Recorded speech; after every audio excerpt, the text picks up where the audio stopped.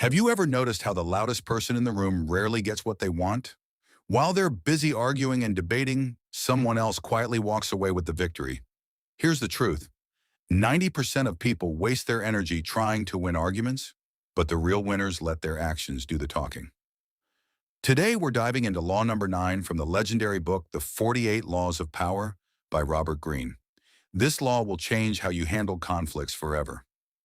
Welcome to Elite Insight Audiobooks, where we make wisdom simple. Let me tell you a story about two workers, Marcus and David. They both wanted a promotion at their company. Marcus believed he deserved it, so every chance he got, he argued with his boss.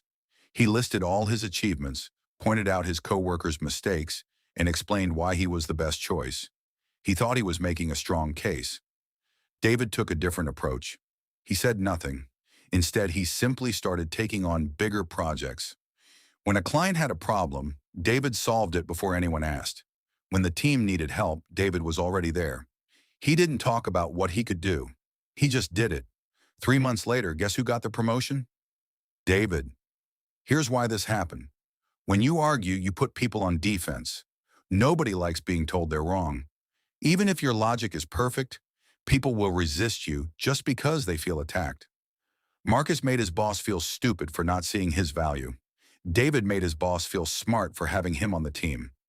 The moment you start arguing, you create an enemy. Even if you win the argument, you lose the relationship. People will remember how you made them feel, not how right you were. Think about the last time someone promised you something. Maybe they said, "I'll help you move next weekend," or "I'll pay you back on Friday."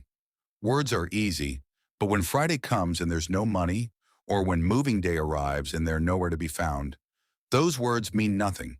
Now think about someone who never promised anything, but always showed up when you needed them. Who do you trust more? This is the power of action.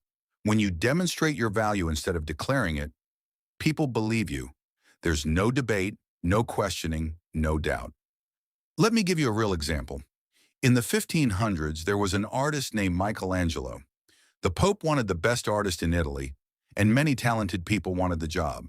They all went to the Pope, arguing why they were the best. They brought letters of recommendation. They talked about their training and experience. Michelangelo did something different. He drew a perfect circle freehand in front of the Pope. No tools, just one smooth motion. He didn't say a word. That single action proved his skill better than 1,000 arguments ever could. Your actions are your proof. They cannot be argued with because they exist in reality. When you fix a problem, deliver results, or create something valuable, people see it with their own eyes. There's nothing to debate. Here's something most people never learn. Silence makes you powerful. When someone criticizes you or tries to start an argument, your natural reaction is to defend yourself. You want to explain, justify, and prove them wrong. But every word you speak gives them more ammunition. Imagine someone at work says, "I don't think your idea will work."